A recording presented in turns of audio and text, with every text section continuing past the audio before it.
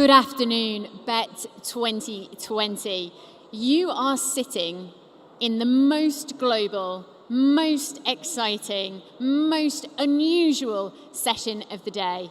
Here on the stage today, I am being joined by the Global Education Council of Bett. It is an incredible lineup who we will introduce over the next 40 minutes as we are going to talk about a manifesto for the future.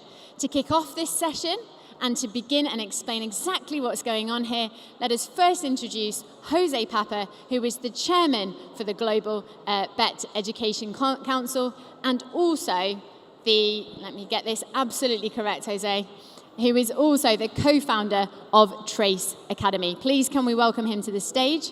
Jose, can you tell us why we are all here? So this is probably the most exciting moment in education's history. When we go back to Bett's legacy, 35 years ago, it all began with the purpose of technology transforming education. What we never imagined was that it would become the buzzword of the century.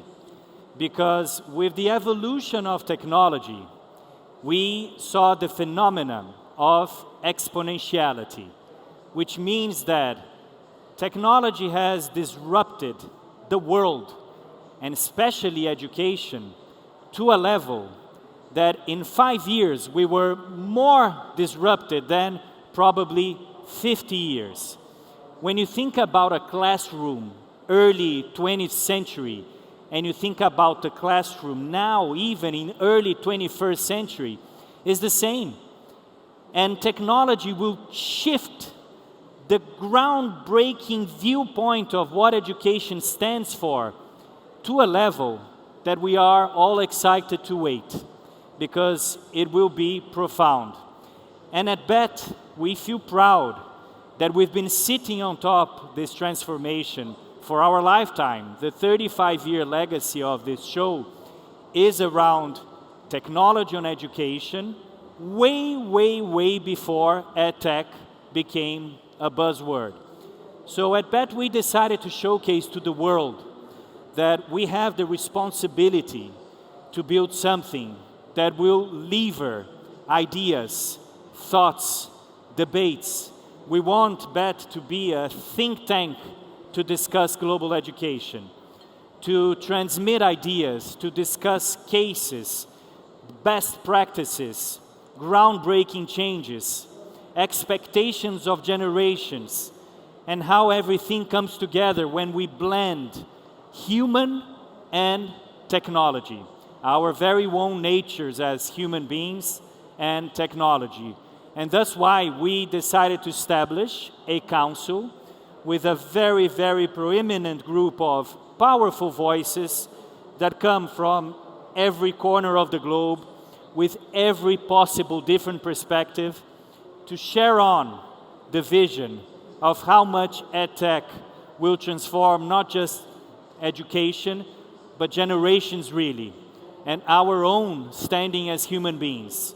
So with that, I feel very proud to intro to you all our esteemed group of members here of the Global Education Council. Incredible. Thank you for explaining exactly why this is such a groundbreaking and exciting group of people, and this idea of the future, the responsibility for the future, is something I know you all hold very dear.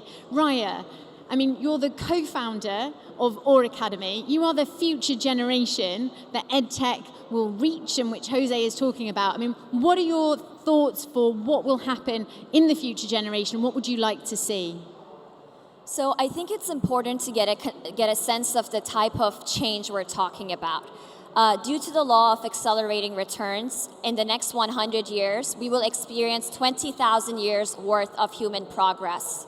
That means we're emerging into an era where we will connect our minds into machine, where we will potentially live on Mars, and where we will potentially create synthetic life forms. And I think the question we all need to ask ourselves is, are we preparing young minds for that kind of accelerating change? And the real answer is that no, we are not. Now, I've had the privilege and honor of speaking at these conferences since I was 16 years old. I've kind of been seeing the conversation around education evolve over the last 10 or so years. And what has consistently frustrated me is that we continue to see incremental changes and minor improvements to an industrial era model that is radically broken. In order to better equip young minds with the skills, competencies, and values they need to have a positive impact on humanity, it's not enough to simply install touch screens or devices or AI into the classroom. What we need to do is erase the old system that was designed in the industrial era and create a whole new system of education that is actually relevant for the 21st century world. And that's a question that my team and I at Awe Academy asked ourselves. We asked ourselves, imagining the existing model did not exist. Let's imagine we erase the concept of schools as they exist for a few moments. How would you redesign something from scratch if you had to for it to be fit for purpose? And what we ended up doing is building a model where instead of exams, students are evaluated through projects and the positive impact that they have on the world. Where instead of subjects, our learning is completely interdisciplinary, because after all, reality is completely disciplinary. Subjects just exist in our minds. We said instead of focusing on content and teaching students what to think, we would focus on mental models, skills, competencies, values, and dispositions that actually contribute to positive civilization level change.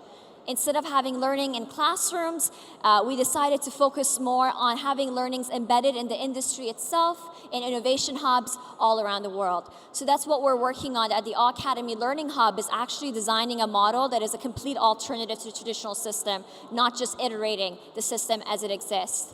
And the way I think we need to approach education is not to say that, okay, what do we need to do to prepare students for universities, but to actually ask ourselves, what kind of a world do we want to live in? And then work backwards from there to get to what kind of students we want to create in order to live in that kind of a world. Thank you so much, Raya. Mark Sparvel, you're the education thought leader at Microsoft. We've heard there about the voice of someone who's been doing this since she was 16, talking about the future generation. Could you maybe get us to think about what the implications for the future are for students and teachers as well? Sure, no worries. And I've been a teacher for a quarter of a century. So for all of the teachers or school leaders in the audience, the good news coming through research is that the demand for teachers is increasing. 69 million teachers required by 2030 globally. The other thing to note is that a robot is not taking your job. Students were surveyed by McKinsey & Company for the class of 2030 research, and the students themselves, 5,000 of them across 5 countries, were very loud and clear. They value educators. They like teachers who know them and how they learn, who know the curriculum and how to teach. Technology coming into the classrooms is going to augment and extend what the teacher is capable of doing, the strengths that they bring as a human to the learning experience. A couple of comments that I'd make. One is around there is this gap. We know this gap, it's obvious, between what students are learning and what students need. We know in the current world of work, we're not talking about the future as a fixed point that we must prepare for, but the future is something that young people construct each and every day with the work that they do. But we know right now, collaboration, communication, and problem solving are critical.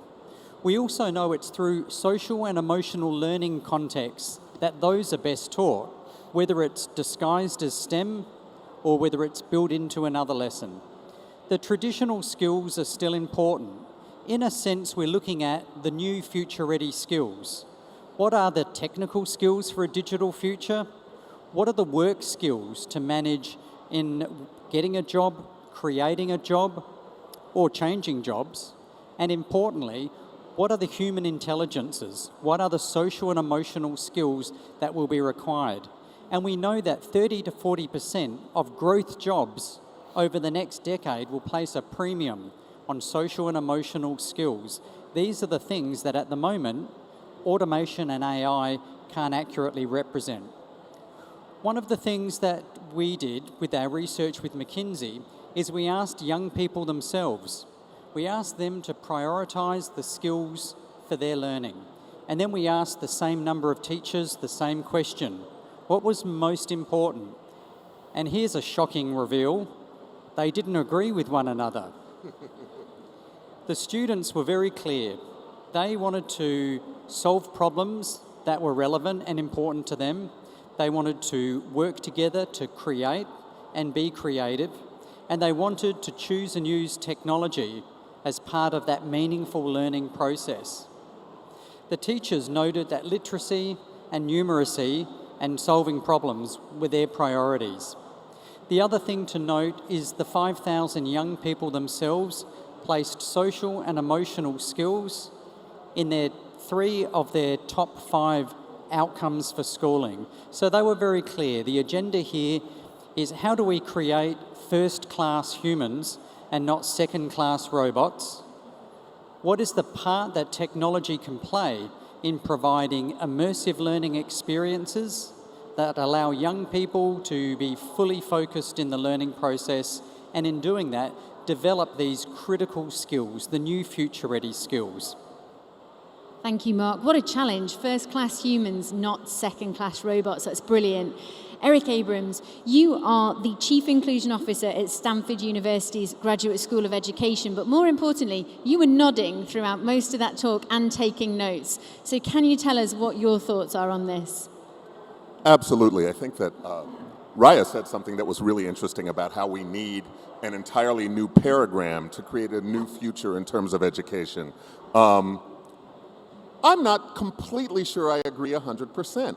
And I think that at least on the university level, we might already have a model for what we need. My colleague Tom Ehrlich has a wonderful quote where he says an education should equip you to entertain 3 things: an idea, a friend, and yourself.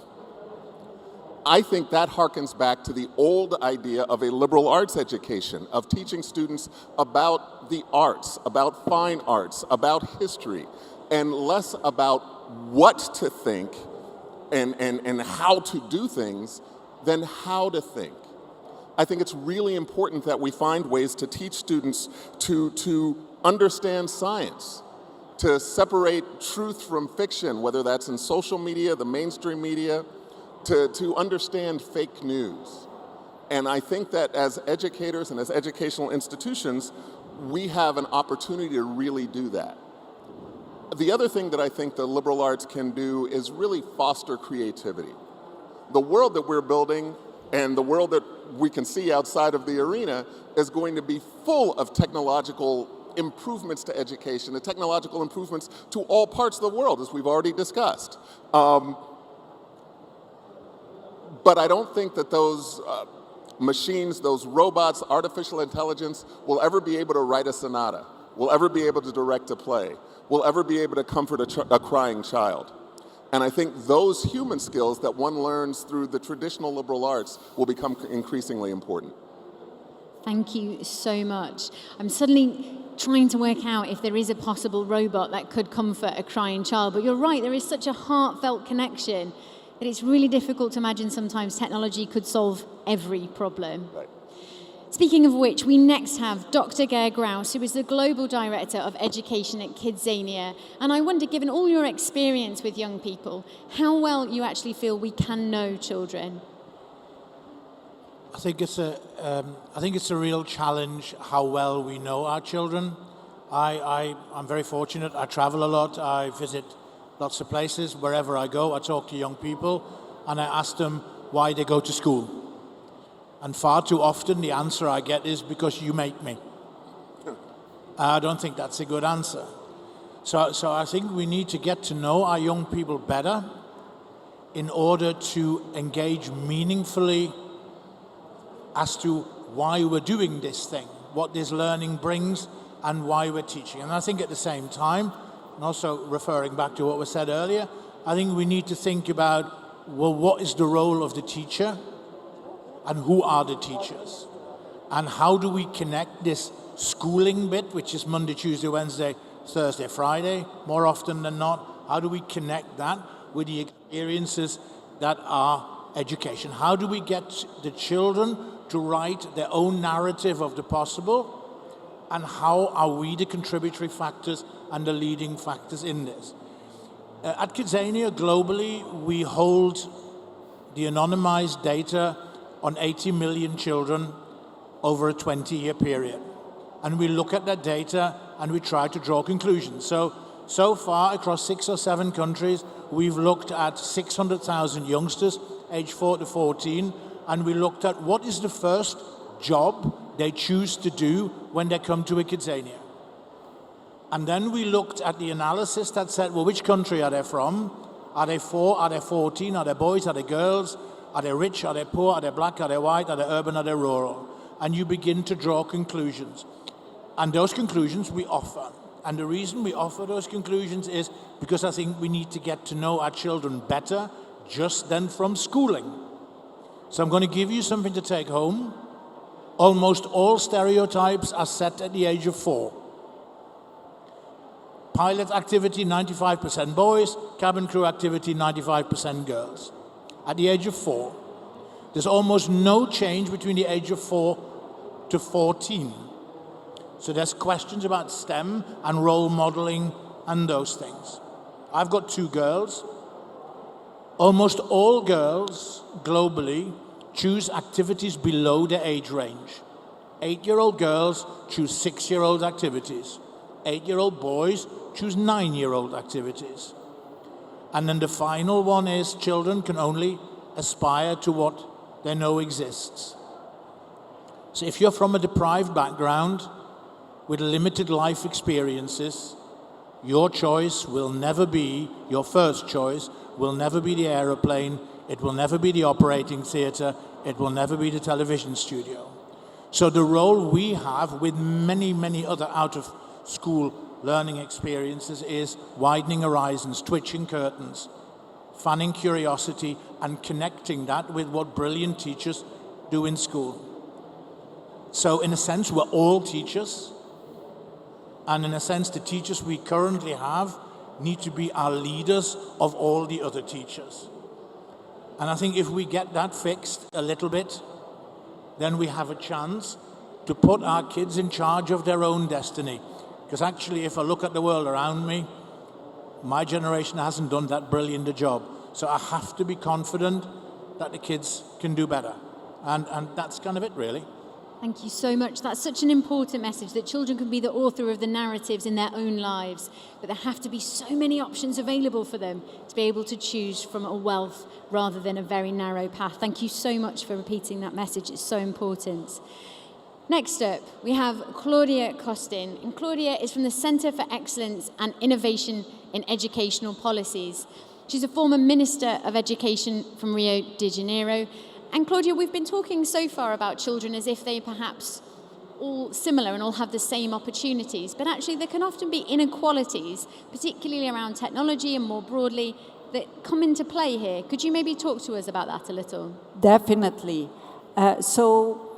First, it is important to bring in the perspective of the developing world. Unfortunately, access to technology is unequal, but learning is also unequal in the developing world. It is not a matter only of inequality among countries, but within the countries. So parents that have access to private schools, private elite schools, sometimes they have much better school settings, and public schools deliver second-class quality education. And one big issue is how we deal with 2 things that are apparently different, which is just learning to read and write. In my country, for example, 55% of the 3rd graders, when they are approximately 9, cannot read or write in public schools, which means the majority of the schools. And then we talk about technology. Some politicians then say, okay, let's first deliver quality education. Then when we are ready, we will go into technology. That's not the case. We cannot be left behind. So we will have to deal with learning and supporting teachers through technology to deliver the best classes they can give. And having good curricula that connects teaching, the basic skills, with what is needed to prosper in the fourth industrial revolution, because it is not that the fourth industrial revolution is not affecting countries like mine. It is. It is. And if job posts are extinguished at the velocity, at the speed that it's happening here, we are in for added inequality. So we will have to handle both things at the same time. But it is not that technology will substitute teacher, as José mentioned before. We need additional 69 million teachers, and part of them need to be created, the jobs posts for teachers in my country, and use technology as an opportunity to leapfrog and deliver excellent education for all. Thank you. Thank you. I mean, the promise of education accelerating in the next, say, 20 or 30 years just brings such incredible promise for so many more teachers and so many more children, and yet we could also see this diverging inequality. Ilse Howling, you are the chairman of the Education Development Trust, and this is something I believe that you're also looking at. Could you talk us through your thoughts on the future of education, and in particular anything on inequalities? Thank you for that introduction. It's lovely. The teacher in me can't resist a moment of audience interaction. If you can hear me, can you wave to me? Wonderful, thank you, because I'm struggling to hear the other panelists, so it's lovely to know that you can hear us. You'll know, and you've heard from the other speakers, that we're looking at the perils and the possibilities of education by 2030. So we've heard about some of the perils. Claudia's brought them to life beautifully and in many ways tragically. So if there are 258 million children in the world at the moment not in school, and of those who are in school, 55% of 10-year-olds are not achieving even the most basic literacy and mathematical skills, explain to me, why am I optimistic that by 2030, perhaps, for the first time in human history, we will see every child in the world in school, and perhaps, but it's only a decade away, perhaps they will be by then learning well. Well, we can see all the technology around us. I'm sure technology will have a role to play in that. But what my organization does is to do research, and much of it is available free for you to look at on our website, about the bright spots of where it is in the world, so both in developing countries and developed countries, about what is it that can really transform education for children in the classroom. We work with girls in Kenya, some of whom have already had a baby and are back in school, so some of the most underprivileged girls in the world. We work with teachers and with children in the UK. We've studied what it is about Vietnam, a developing country that has so much for developed countries to learn from. And if you like, the magic that's in the middle of that is around three things. It's going to be around attracting and retaining great teachers. It is going to be around having school leaders who are really challenged and really supported in a culture that values education. And then critically, it's about setting the bar as high as you can, pushing ambition and aspiration. So there's a school, you may well have read about it, Brampton Manor School, within 2 miles of where we're sitting here today. And they are one of the most underprivileged schools in the UK. 50% of their children are receiving free school meals versus a national average of 15%. And yet, they have achieved a record-breaking 51 students who are going to go to Oxford or Cambridge. And they've done it by mentoring and support and attracting and retraining great teachers. So final thought, just on technology. Plato, in 370 BC, was looking at the newfangled inventions of reading and writing. And he was worried that they might result in lazy minds. I rest my case. Thank you so much. Now, Ilse, you took us there to 2030 and said that all students would hopefully be in school by then. Next up, we have Lord Jim Knight, the former Minister for Schools for the United Kingdom, Chair of Whole Education and Chief Education Officer at the TES. But Jim, you also have a specialism within higher education and universities. Do you have a thought of what maybe is going to happen in 2030 for higher education? I can tell you what I hope for, in that I've got skin in the game and that my stepdaughter in 2030 will be 18. So she'll be making decisions about what to do once she leaves statutory schooling.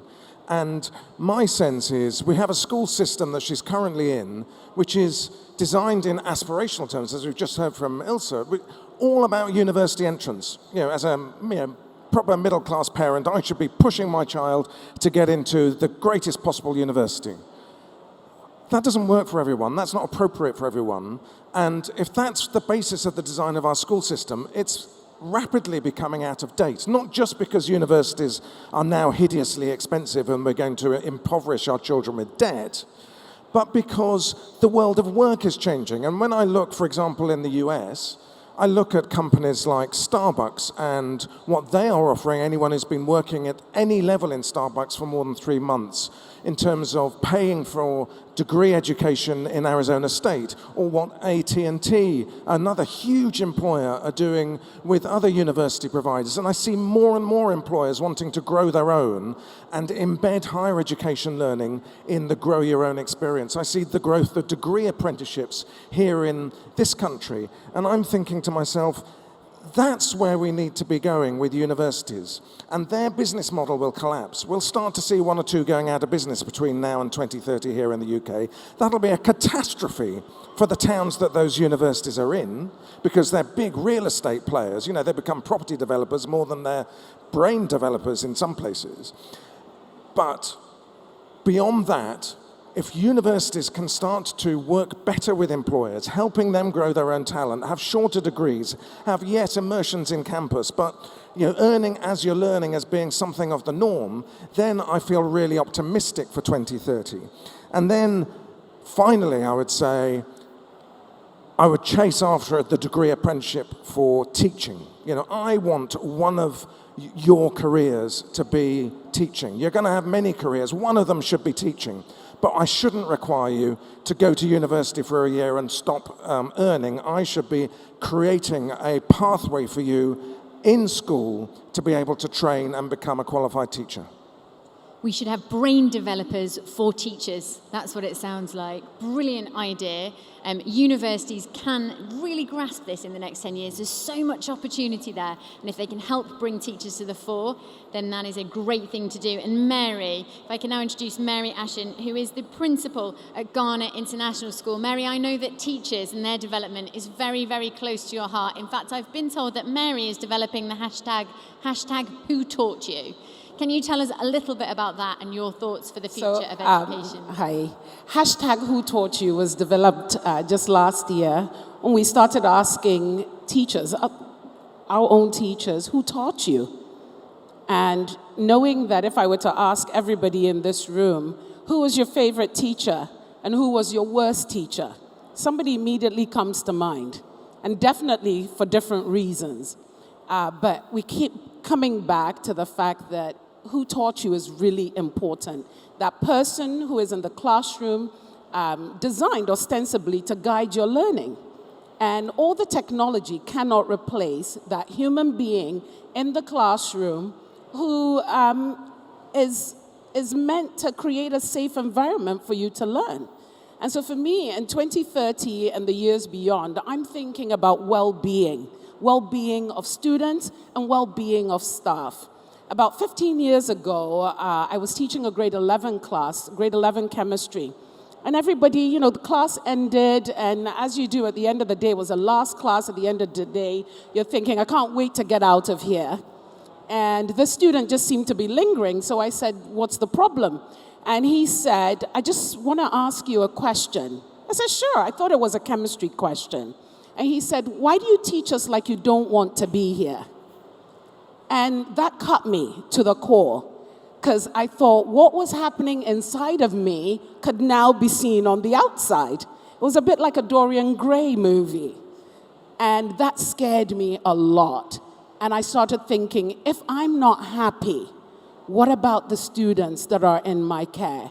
So I would love for us, while we are super excited about all the technology and what it can do, can we think about teachers and teachers' well-being, teachers' mental state, all the things that could go into supporting those people who do that most important work in front of our children, safeguarding them.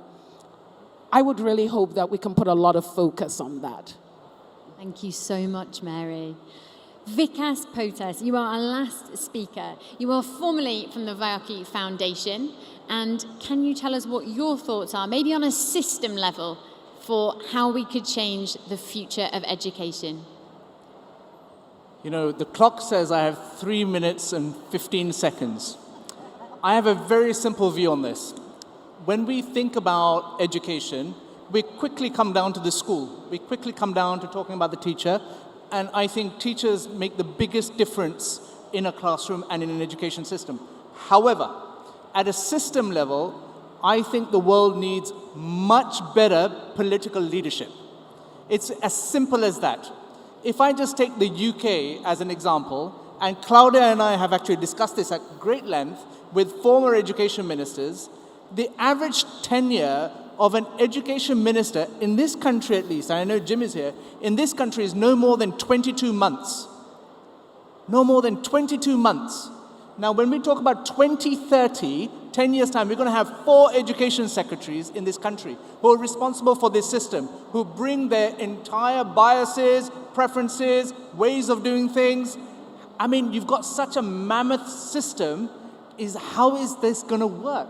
And then you look at other countries, forget just our country, and you'll find the same thing being replicated. We, as consumers of education, in an education system, public education system, need to be demanding more from our political leaders, saying that we want the best and brightest, yes, teachers, we want the best and brightest education ministers. Because without that understanding, how do we prepare young children for the year of 2030? Now, when we ask this question to people in the workforce, if you ask teachers, in 10 years' time, so a child is already in school today, in 10 years' time, let's say they leave school, what are you preparing them for? The answer is, I don't know. Is that acceptable? Whose fault is that? Not that we're looking to pick faults, but this is the role of political leaders to come forward and say, this is the direction of travel we're going to take. And that's why when someone talks to me about system leadership, I think about education ministers and political leaders, and that we should be demanding much more from them, and we should actually demand from the government to put the best and brightest into those jobs. Today, it's a mid-level, low-ranking position in any cabinet, and that's what the problem is. No one wants to become an education minister.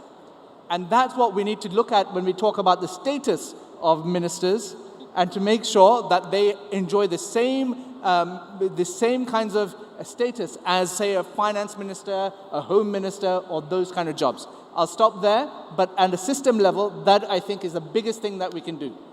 You've still got 30 seconds left, and I think what we should use that for is a round of applause for the idea that education ministers should have as much respect as the Treasury ministers, those in defence, and those who are doing foreign work. Guests of Bett 2020, I hope you have enjoyed this session. As you can see, your Bett Global Education Council are unbelievable. There's just incredible spirit, enthusiasm, so much knowledge in the room right now. It's absolutely incredible. And going forwards, I can't wait to see, and I'm sure the audience feel the same, what you're going to achieve, what thoughts will come out, and how by 2030, you can get every child to be in school, taught by an absolutely brilliant teacher in a way that technology brings us together, doesn't divide us, and does it all in a way that enables us to think about how children learn, not just what they learn. Can we have a round of applause again for all of the speakers here?